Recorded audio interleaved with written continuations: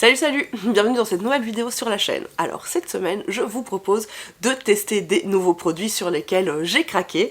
Il s'agit des marqueurs acryliques Liquitex qui se présentent en deux tailles différentes. Je vous propose dans cette vidéo une full review et bien évidemment on va les mettre à l'épreuve. Alors si ce genre de contenu te plaît, n'hésite pas à t'abonner à la chaîne, à me laisser un petit commentaire, j'y réponds toujours avec grand plaisir. Tu peux également liker la vidéo, la partager et tu peux aussi me rejoindre sur Instagram où je te partage un petit peu plus de mon quotidien en story. Sans plus attendre, je vous propose de vous présenter en détail ces marqueurs qui sont donc des marqueurs acryliques de chez Liquitex qui existent en deux versions. Ici on a une version avec une pointe qui fait de 8 à 15 mm, donc ce sont les plus gros. Voilà, cette pointe bien biseautée que vous verrez à l'œuvre tout à l'heure. Il se présente également sous cette forme avec une mine plus fine de 2 à 4 mm. Ils sont disponibles en 50 couleurs différentes et en 3 finis différents, opaques, semi-opaques et transparents. Ils sont solubles à l'eau, mais une fois qu'ils sont secs et ils sèchent très vite, ils ne bougent plus puisque ce sont des marqueurs à l'acrylique. Ce qui est très chouette, c'est que les mines sont remplaçables, notamment pour les mines les plus fines parce qu'elles ont tendance à s'abîmer très vite, le bout a tendance à s'effilocher, donc on va perdre en précision.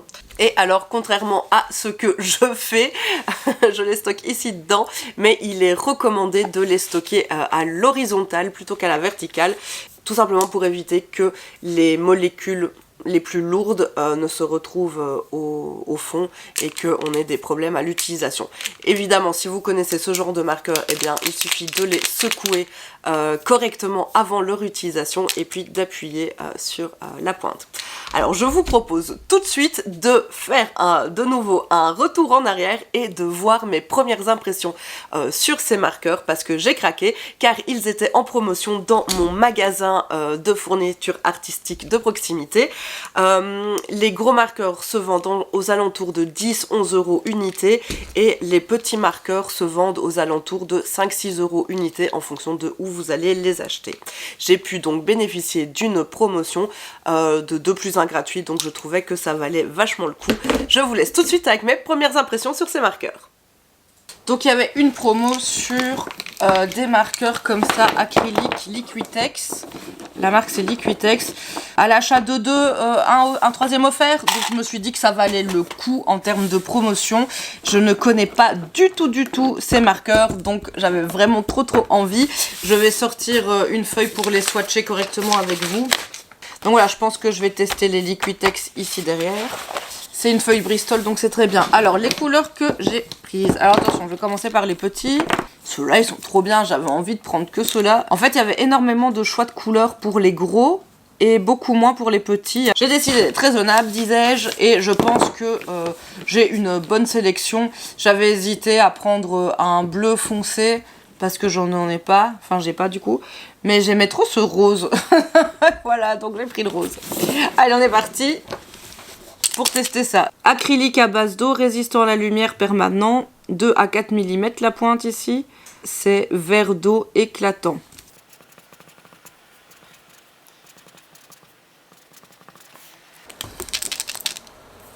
Alors quand on ouvre, ça se présente comme ça. Celle-ci, ils disent que c'est opaque. Alors est-ce que c'est comme... Ah oui, c'est comme les Posca. Hein. Je vais bien secouer.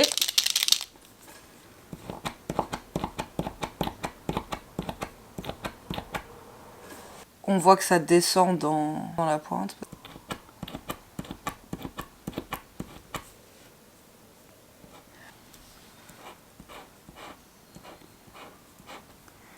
Ah, j'aime bien.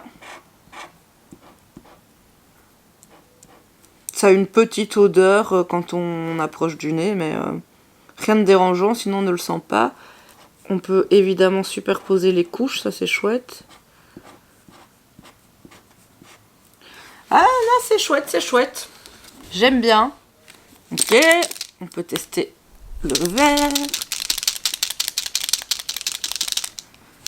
On secoue bien.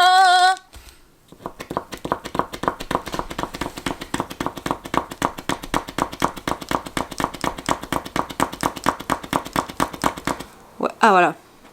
Ça veut dire qu'il faut être patient la première fois. Ils disent opaque. Moi je trouve que, en tout cas sur ce premier swatch, on peut quand même avoir de la transparence. Donc là ils disent vraiment opaque. Et je pense que pour avoir un résultat vraiment opaque, il faut superposer les couches.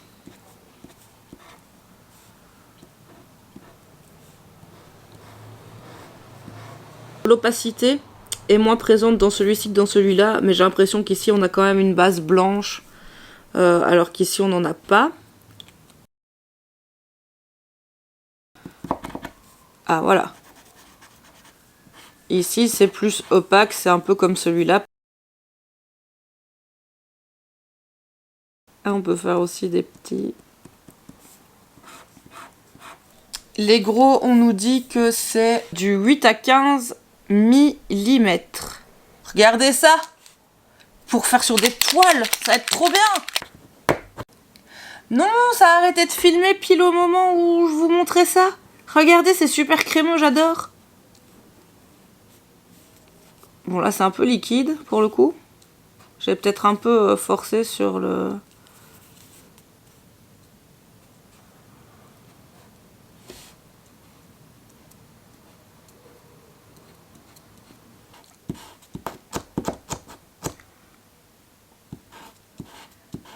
Ah, j'adore cette couleur. Ici aussi, je la trouve un petit peu plus translucide, transparente. Pourtant, ils disent opaque, hein, toujours. Ah non, ils disent transparent sur celle-ci, ouais. Ça, c'est la réalité. J'adore, je pense que je vais bien m'amuser avec ça. Et qu'on va compléter cette feuille. Et ensuite, j'ai pourpre dioxazine pourpre. C'est ça, ouais. Celui-là, il est transparent aussi. Oui, il est assez liquide. J'ai un peu beaucoup appuyé de nouveau, donc on voit peut-être pas à la caméra la transparence, mais moi je la vois quand même bien, ici en vrai. Oui, c'est génial. Franchement, j'adore. Ça me donne envie de tous les avoir, ce qui est un vrai problème, parce que c'est pas donné, n'est-ce pas? Franchement, trop bien. Ouais, je regrette pas d'avoir craqué, je regrette juste de pas tous les avoir pris. Évidemment, j'en ai acheté d'autres. Je voulais vous montrer tous les swatchs et toutes les couleurs que je possède. Voilà, franchement, je trouve que c'est une très bonne sélection pour débuter. Pour me faire la main avec ces marqueurs, je peux vraiment faire tout ce que je souhaite. Il me manquerait peut-être un jaune plus clair, plus, vous savez, jaune citron. Et sinon, je trouve qu'avec ça, je peux déjà faire beaucoup de choses. J'ai donc le vert d'eau éclatant. On peut voir que les petites pointes s'abîment plus vite que les grosses pointes. Elles s'effilochent. Ensuite, vert vif citron. Le vert émeraude. Le jaune oxyde, qui est plutôt pour moi un ocre. Le jaune de cadmium foncé. Donc parchemin, une de mes couleurs préférées. C'est un neutre très pratique pour les aplats de couleurs et pour ajouter de la diversité, pas que des couleurs hyper saturées. C'est le genre de couleur que je serais tentée d'avoir et en petit et en gros pour la versatilité de la couleur. Carmin quinacridone. Le violet clair, donc j'ai complété mon violet foncé avec ce violet clair que je ne regrette pas du tout non plus. Je l'utilise beaucoup, il est très pratique et pour apporter de la nuance dans tout ce qui va être violet, bleu, rouge, rose, enfin voilà. C'est vraiment une très bonne couleur à avoir. Ensuite, son petit copain, le pourpre dioxazine. Décidément, j'ai du mal. Ensuite, une autre couleur neutre que j'aime beaucoup, le titane écru. C'est pareil que celui-ci, je serais vraiment, donc le parchemin, je serais vraiment intéressée de l'avoir en gros et en petit. Ensuite, j'ai acheté de la terre d'ombre brûlée. C'est aussi une couleur très intéressante pour venir foncer sans apporter trop de pigmentation. Mon rose clair, je l'adore. Je trouve qu'avec le violet clair, ils font une très bonne combinaison et tout de suite ils apportent un certain mood au dessin. Bleu brillant, voilà, il est quand même très très bleu, très azur. C'est un beau bleu, j'aime beaucoup. Bleu de Prusse, voilà, ça c'est une de mes couleurs préférées. C'est un indispensable dans toutes mes palettes. Il permet vraiment de nombreux mélanges. Il permet d'ajouter de la profondeur, il est vraiment très chouette. Et enfin, j'ai acheté cette couleur dont je ne me suis pas encore servi du tout, qui s'appelle Rouge Fluo, et qui, comme son nom nous l'indique, a vraiment ce rendu très très fluo que je trouve très très beau, très pop. Je pense que pour des choses très graphiques, ça pourra être assez sympa. Donc voilà, pour l'instant, je ne l'ai pas encore beaucoup utilisé, mais j'adore la couleur. Je trouve ça très cool qu'ils aient une gamme fluo. Je pense qu'il y avait aussi d'autres couleurs fluorescentes. Voilà, et alors évidemment, il a fallu que je les essaye très très rapidement. J'ai donc fait deux dessins. Celui-ci, je ne voulais pas filmer, c'était vraiment mon premier essai. Voilà, je me suis super bien amusée sur ce dessin. C'était vraiment... ils sont super agréables d'utilisation. Mais vous allez voir ça en détail dans la démo parce que je vous ai filmé la réalisation de ce dessin. Ces deux dessins sont réalisés d'après photos. Je mets photos entre guillemets parce que ça a été réalisé d'après des images que j'ai trouvées dans une des dernières vidéos de Mélanie Chadwick, qui est une artiste anglaise dont j'aime suivre le travail et l'évolution ici sur YouTube. Je vous mettrai les références en barre d'infos.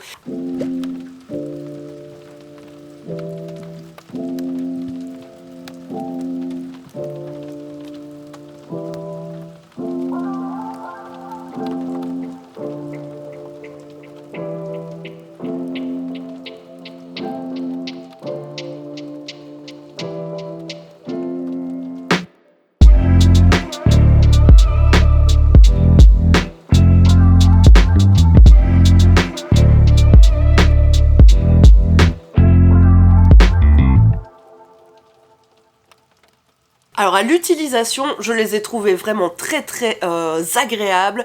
Ils glissent très bien sur la feuille. J'ai donc testé à la fois sur papier mix média de chez Clairefontaine, le Paint On. Et ici, il s'agit d'un papier Bristol tout à fait traditionnel. Je les ai trouvés très agréables d'utilisation sur ces deux surfaces. J'ai une petite préférence pour le Bristol, ça glisse encore mieux. Je les ai par contre trouvés beaucoup plus liquides que ce à quoi je m'attendais. J'ai un petit peu d'expérience avec les Posca et les Molotov et je trouve que l'acrylique dans ces deux autres marqueurs est plus épaisse. Après je me demande est-ce que c'est peut-être parce que ceux-ci sont très neufs et donc très liquides. Je me demande si au fur et à mesure du temps qui va passer, la peinture ne va pas s'épaissir un peu, donc ce sera à voir. Beaucoup plus liquide donc que ce à quoi je m'attendais, mais ce n'est pas du tout un problème, au contraire. Au niveau des pointes, donc je disais que les mines des petits marqueurs ont tendance à s'abîmer très rapidement et à s'effilocher, notamment sur le bout du biseau. Donc on va perdre en précision, mais la mine est remplaçable. En revanche, je trouve que les grosses mines sont vraiment très cool et très intéressantes parce que certes elles sont grosses, donc elles vont permettre des grands aplats de couleurs, mais étant donné leur forme biseautée, on peut quand même arriver à avoir des traits assez précis, notamment des points ou des lignes assez précises, et ça j'ai vraiment apprécié parce que ça permet quand même de travailler sur des surfaces qui ne sont pas non plus gigantesques. Voyez que les deux dessins que j'ai réalisés sont sur des feuilles A3.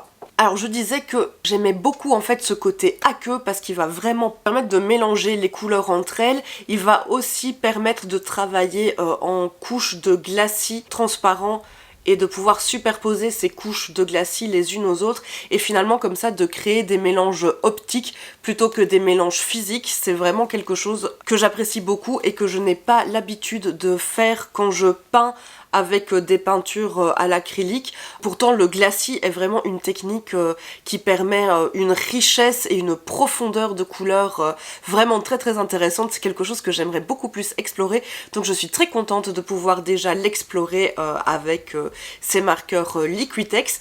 Au niveau des mélanges, moi j'ai mélangé, comme vous le verrez sur les images, toujours avec mes doigts parce que ben voilà, c'est beaucoup plus intuitif pour moi. C'est peut-être pas quelque chose que je vous recommande parce qu'une fois que la peinture est sèche, elle est extrêmement difficile à enlever sur les doigts, même à l'eau chaude et au savon, il va falloir vraiment frotter pour pouvoir s'en débarrasser sur la peau.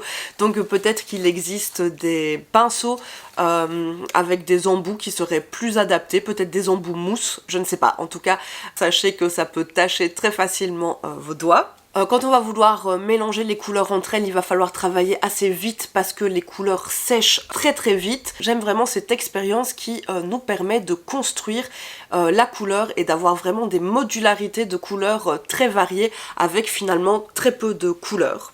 J'aime aussi le côté liquide à queue parce qu'on peut jouer avec si on le souhaitait. On pourrait aller chercher beaucoup de peinture et la faire se renverser ou la projeter directement sur toile ou sur papier.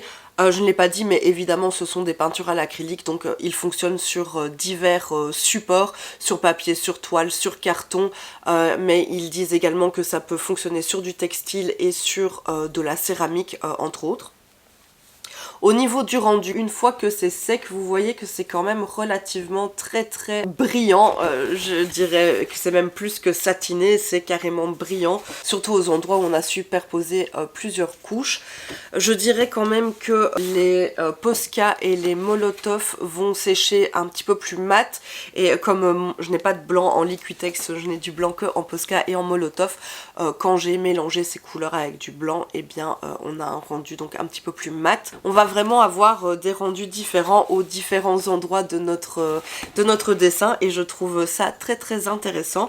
Je voulais aussi préciser que je ne l'ai pas constaté sur les Liquitex, malheureusement sur les Posca et surtout sur les Molotov, le pigment blanc, s'il est en couche trop épaisse, il va avoir tendance à craqueler, ce qui est rarement en fait voulu. Ce sont bien sûr des marqueurs qu'on va pouvoir intégrer très facilement dans une pratique de mix média.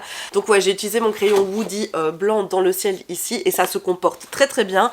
On peut le moduler et on peut, comme je l'ai fait à certains endroits, venir l'enlever par exemple au couteau pour vraiment avoir la modularité qui nous convient. On va vraiment pouvoir venir ajouter d'autres techniques par-dessus ces marqueurs.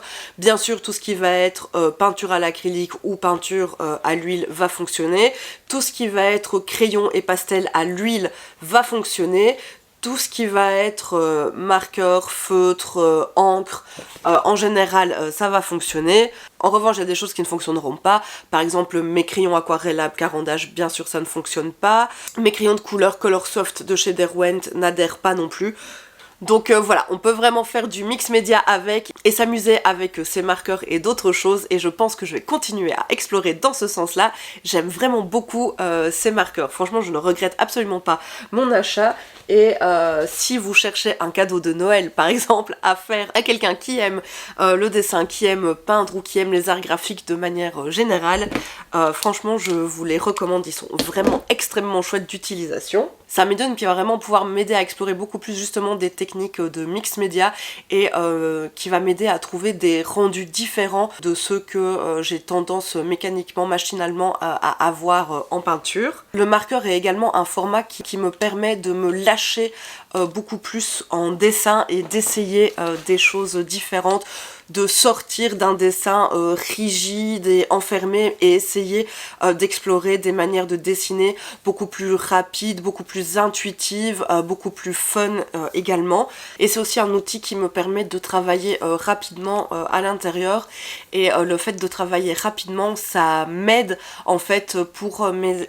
sessions de dessin et de peinture, surtout en plein air, parce que quand je suis en plein air, je n'ai pas beaucoup le temps, je n'ai pas envie de rester plantée là pendant des heures, donc j'essaye souvent qu'une session de peinture de plein air ne dépasse pas l'heure et demie, les 2 heures, mais grand maximum. Et donc je suis sans cesse à la recherche de façons de peindre et de travailler qui sont rapides. Je suis à la recherche de rendu et d'une expressivité qui va pouvoir être mise en place rapidement dans mes sessions de dessin et de plein air. Et pour ça, je trouve que ces marqueurs me sont d'une grande utilité jusqu'à présent. Ça me permet vraiment d'avoir beaucoup de plaisir, beaucoup de fun, de chercher des techniques et des rendus qui me plaisent. Et alors vraiment ce mélange optique de la couleur en superposant les couches les unes sur les autres est vraiment quelque chose qui m'intéresse et qui m'intrigue énormément et que j'ai donc envie de continuer à creuser.